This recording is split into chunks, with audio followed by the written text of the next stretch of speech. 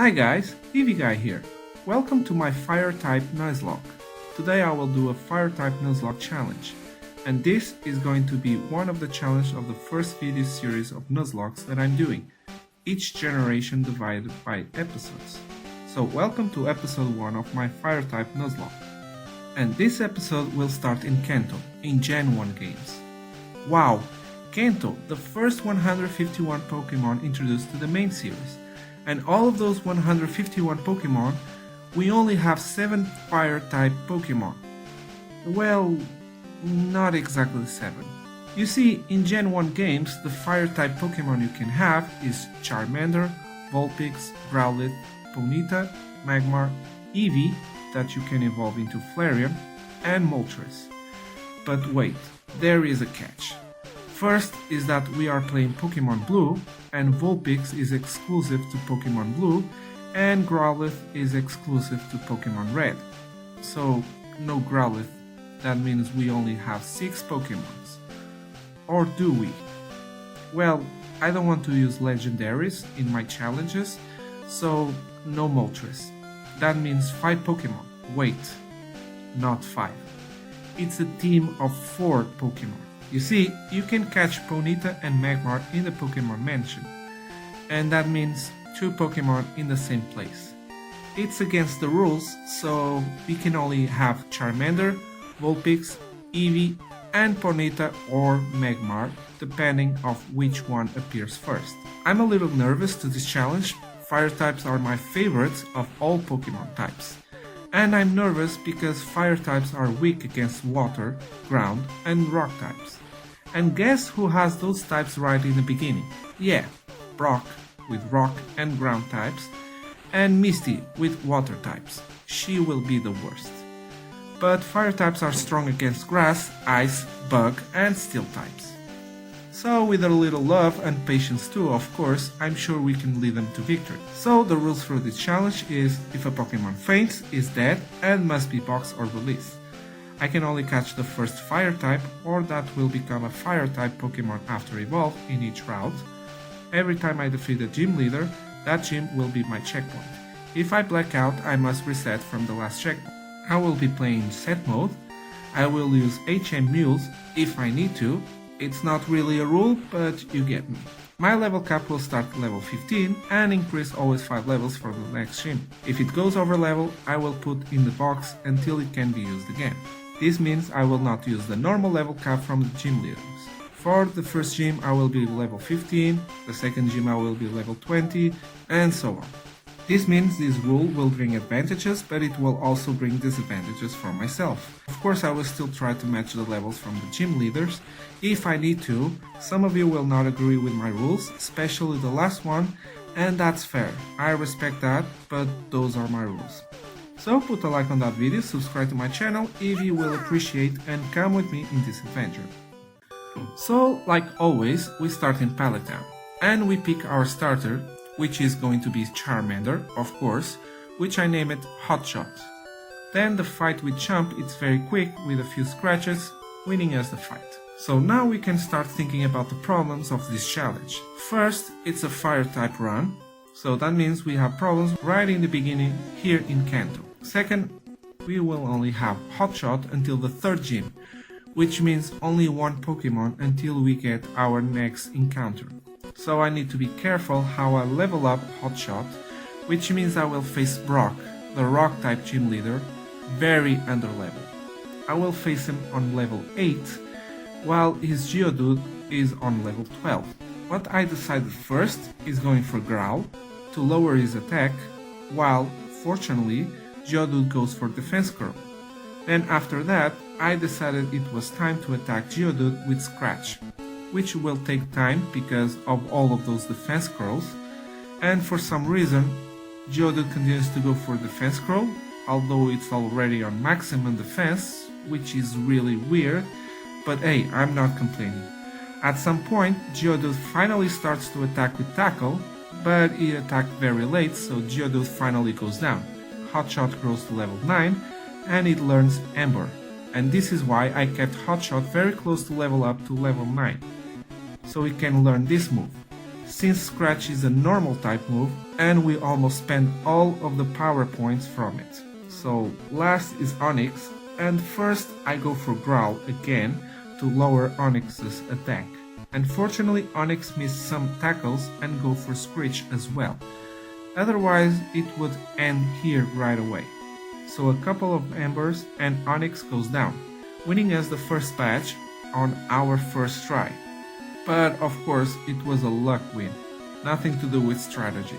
I just needed to hope that Geodude missed some tackles, which was different than I expected. It just used defense scroll a lot, which was very weird, and Onyx missing some tackles and only going for Screech? But hey, a win is a win, so I'm glad we made it. But the nightmare is not over yet. On Mount Moon, Hotshot finally reaches level 16, which makes it evolve into Charmeleon.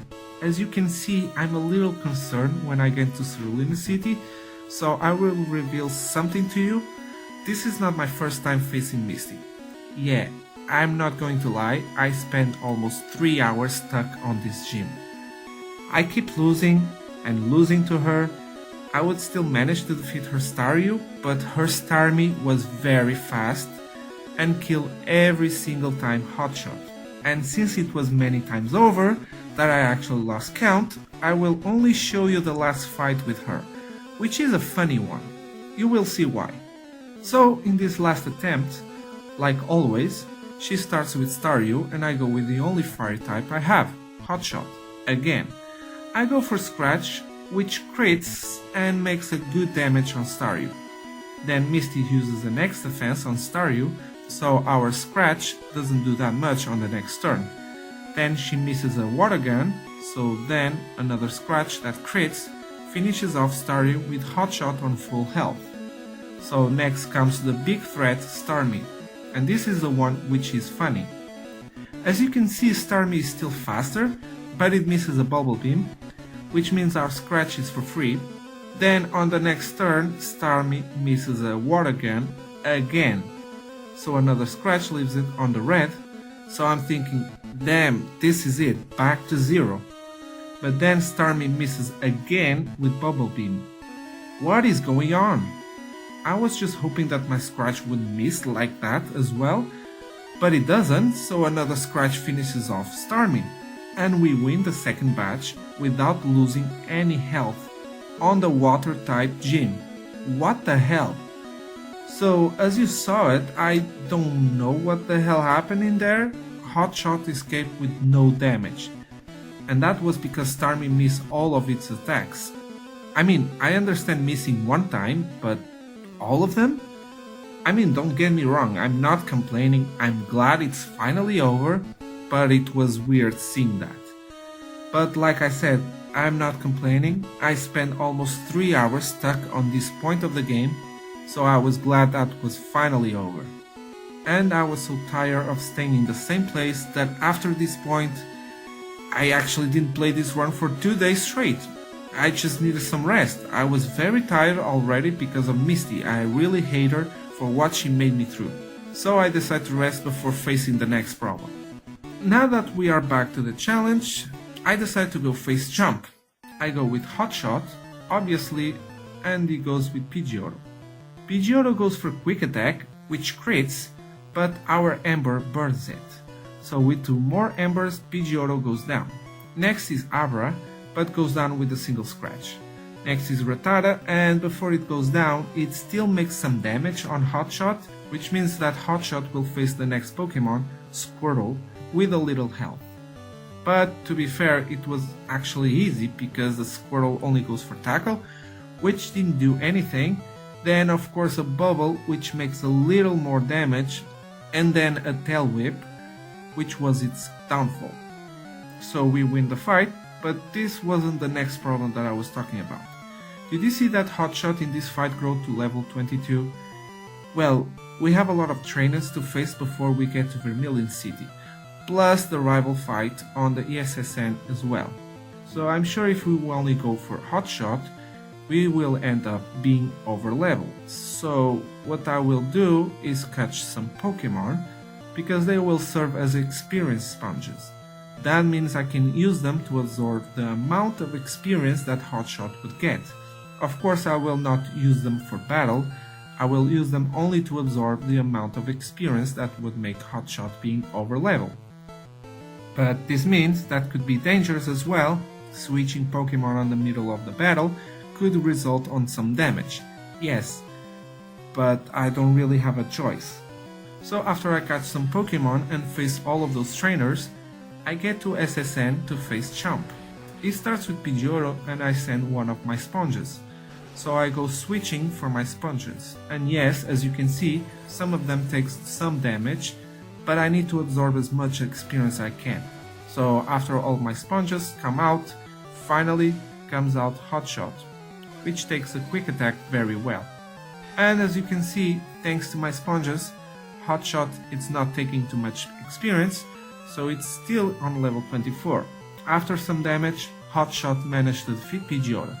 And as you can see, 72 experience points for Hotshot and the sponges. This is very enough. Next is Eradicate, and since it could be dangerous to switch, I decide to stay and go for Dig, which crits, and Eradicate goes down. Next is Kadabra, which goes down as well with Dig. Last is Wartortle. I go for Dig, which leaves Wartortle on half, and then a bubble from Wartortle leaves Hotshot on the red. Another Dig leaves Wartortle on the red, and another bubble leaves Hotshot with only 1 HP.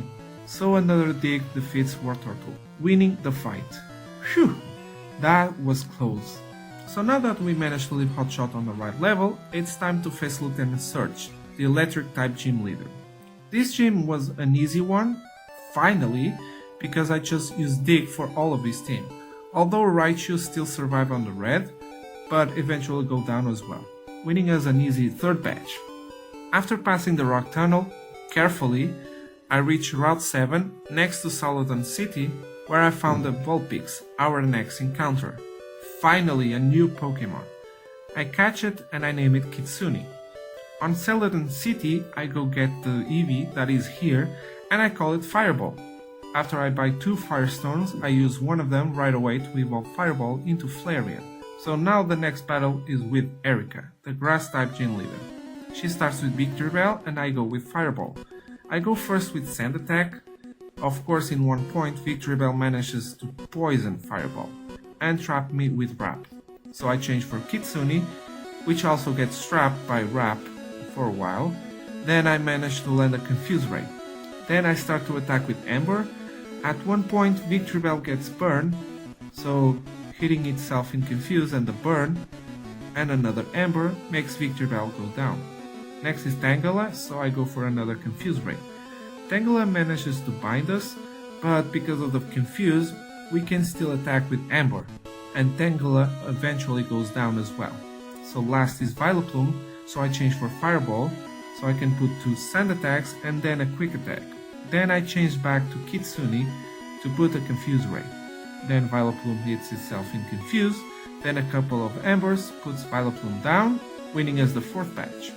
Oh, and I didn't use Hotshot because it hover level, so that's why. Before I go to the Poké Center, I put an antidote on Fireball, just in case it doesn't get there and faint.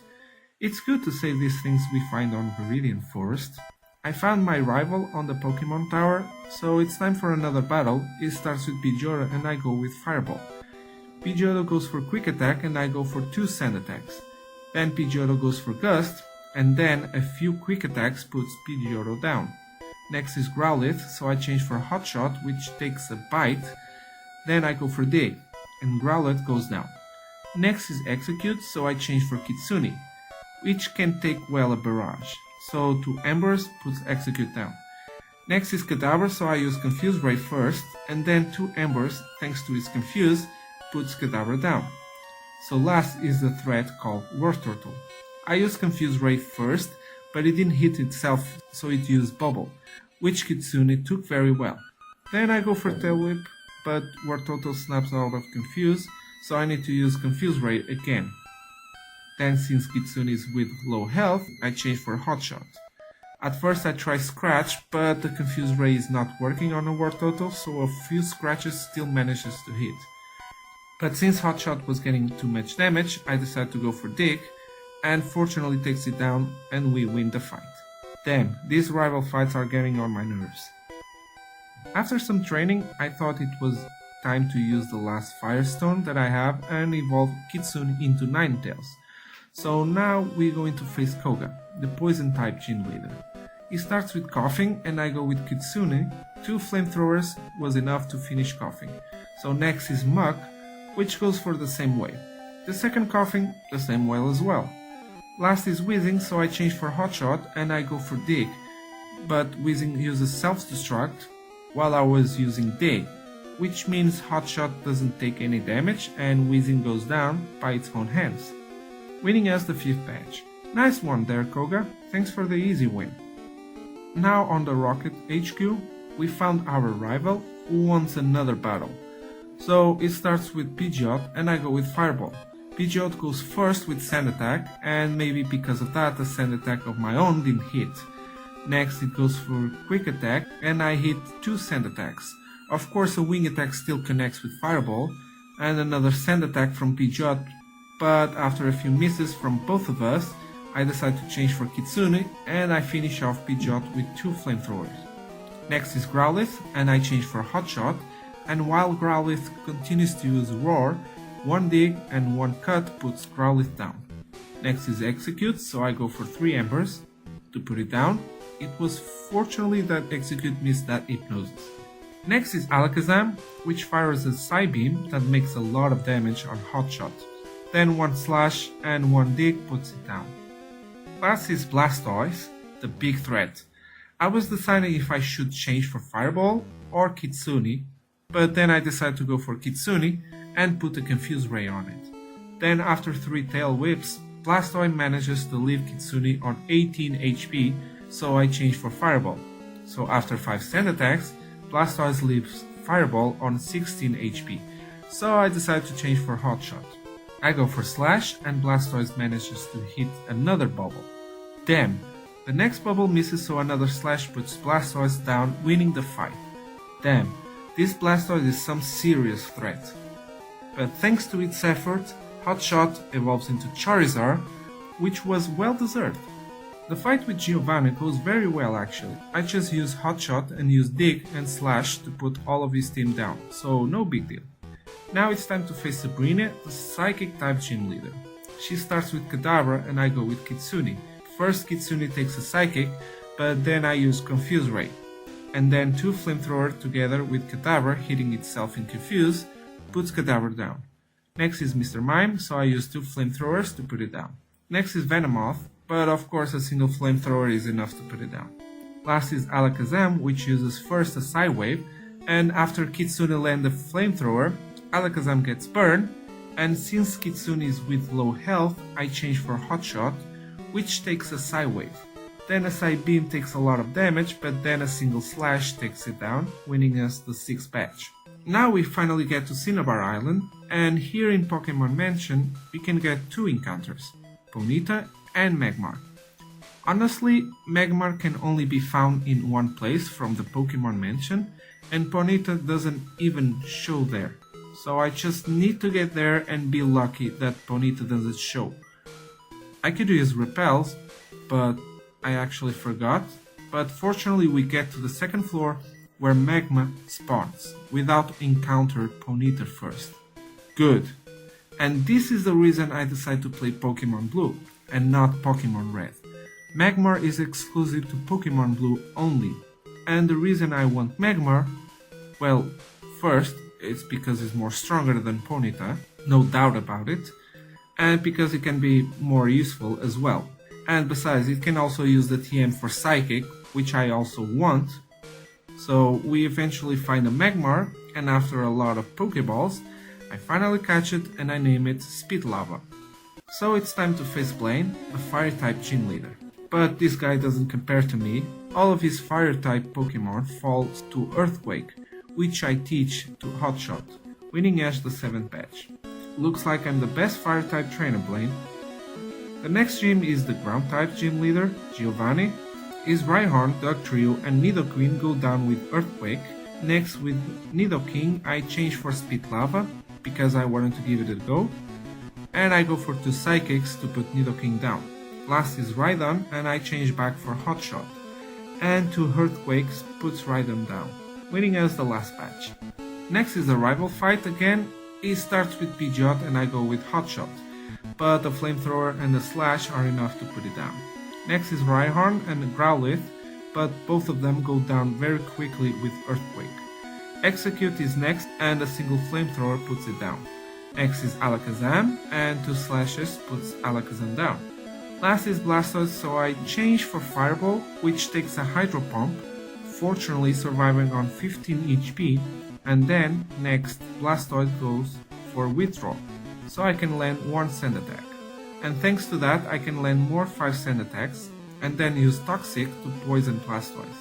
Then I change for Spit Lava and use 3 Psychics to put Blastoise finally down.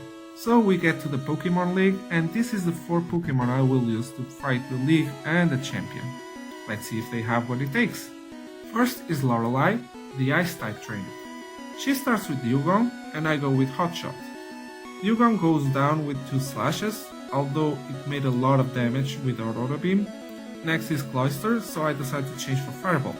Then I use Sand Attack 6 times, then I go for Toxic, then I change for Spit Lava, then thanks to Poison, 2 Strength are enough to put Cloyster down. Next is Slowbro, so I decide to go for a few Strengths to put Slowbro down. Next is Jinx, and I change for Fireball, which tanks a Double Slap. Then I go for 2 Sand Attacks, then I use a Fire Blast to take down Jinx. Last is Lapras, so I stay in and I use 6 Sand Attacks and then a Toxic to poison Lapras. Then I change for Kitsune, I go first for Tail Whip and then for Confuse Ray, then Quick Attack, and despite Lorelei using Super Potion, we still manage to defeat Lapras and win the fight. So next is Bruno, the fighting type trainer. He starts with Onix and I go with Hot Shot. I go for Earthquake, which makes a lot of damage, and Onix goes for Rock Throw, which Hot Shot takes it very well. The next Earthquake takes Onix down. Next is Intmochan and I change for Spit Lava, which takes an Ice Punch, and then I use Psychic to finish off Intmochan and next Hitmonlee. Next is the second Onix and I change back for Hot Shot, then 2 Earthquake puts Onix down. Last is Machamp and I change back to Spit Lava, then I use a Psychic and a Flamethrower to put Machamp down and win the fight. Next is Agatha, the poison type trainer. She starts with Gengar and I go with Spit Lava. At first I go with Psychic, but after Gengar used Confuse Ray I decide to change for Hot Shot. Then I go for Flamethrower, which leaves Gengar on the red, which makes Agatha use a Super Potion, but another Flamethrower puts Gengar down. Next is Golbat, so I change back to Spit Lava and use Psychic on Golbat, but it still survives. But Golbat only uses Ace, so I go for Strength this time, which finishes off Golbat. Next is Haunter, and 1 Psychic and 1 Flamethrower later, and Haunter goes down. Next is Arbok. I use another Psychic, but it survives on the red. What the hell? Agatha uses another Super Potion, but 1 more Flamethrower, and Arbok goes down. Last is the second Gengar, and I go for Psychic, which obviously Gengar survives. But just like before, it goes only with Dream Eater, which is weird, so 1 more Flamethrower and Gengar goes down, winning in the fight. So next is Lance, the Dragon type trainer. He starts with Gyarados and I go with Fireball. I start with Sand Attacks first and then I go for Toxic. And then I change for Kitsune and go for Confuse Ray. I don't want to fight this thing in its normal state. So lower is accuracy to the minimum, then poison it and confusing it. It's the best strategy I can come up with. Then I misclick and I go again for Confuse Ray, but no problem. After that I go for Quick Attack and Gyarados is down. Next is Dragonair, so I change for Hot Shot. I go for Earthquake to Ice, so Dragonair goes down. Next is the second Dragonair, and I do the same to this one, and it also goes down. Next is Aerodactyl, and here I was trying to choose Kitsune or Spit Lava, but I decided to bring Kitsune, which takes the takedown. Then I go for Confuse Ray, but of course Aerodactyl had the same idea, so it sent a Supersonic to put Kitsune confused as well. So I change for Spit Lava, which takes a huge damage from Hyper Beam. Then on its recharge turn, I try to go for Smoke, but it missed. So now I have to change back to Kitsune, which takes a takedown, and then I use Confuse Ray again, but still Aerodactyl attack Kitsune, so I change for Fireball, and I start to use Sand Attack, while Aerodactyl was hitting itself in Confuse. Then I use Toxics, and with the help of the Confuse and the Poisoning, and one Quick Attack, Aerodactyl finally goes down. Last is Dragonite, so I decide first for one Sand Attack, and then one Toxic. Then I change for Hot Shot, and I start to use Slash to attack Dragonite. Weird enough, Dragonite goes for Burial, twice. Then Dragonite survives on the red, so Lance uses a Hyper Potion, so I have to start over again. But eventually Dragonite goes down, winning the fight. So last is our rival Chump.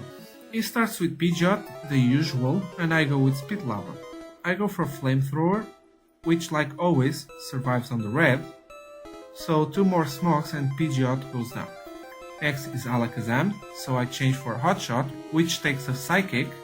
Then I go for Earthquake, which is not enough, but Alakazam only goes for Reflect, so 1 more Slash and Alakazam goes down. Next is Rhydon, and I go with Flamethrower until it goes down, and fortunately it misses its attacks. Next is Arcanine, so I go for an Earthquake and a Slash, and Arcanine goes down. Next comes Executor, and 2 Flamethrower puts it down. From this last Pokemon, Blastoise, I decide to change for Fireball. Unfortunately, Blastoise only goes for Withdraw. Then I go for my last 3 Sand Attacks, and then I use Toxic, so even if it's hard to hit Blastoise with those Withdraws, at least the poison can take it down. Then I change for Kitsune, which takes a lot of damage from Hydro Pump, but it survives so I can fire a Confuse Ray, and then I go for some weak Quick Attacks. But no matter, Blastoise hitting itself in Confuse and the poison makes Blastoise go down in no time, winning the fight against our rival, becoming the champion, and win the run. And I did it without any of my Pokemon dying. That's 2 things I'm proud of, winning a Fire type challenge on Pokemon Blue and not even one of them die. Well, at least until the end. The Misty battle was a pain in the butt. I mean, I was really having headaches every time I go face her. Facing her was really a nightmare. And let me tell you, right now, after this challenge, I never hate so much Misty like I do now. Serious. I mean, there is another gym leader I don't like, which is Whitney, but I just don't like her, and her Miltank. But in this case, I really hate Misty for what she made me through. But overall, skipping that part, this was a fun challenge, and I enjoy making it. But if someone asked me to do it again, I wouldn't. Really. Maybe some of you didn't like the methods I used to win, but sorry, that was the best I could come up with. But if you enjoy, let me know in the comments and press that like. Subscribe to my channel if you will appreciate, and I hope I see you on the next video. Peace!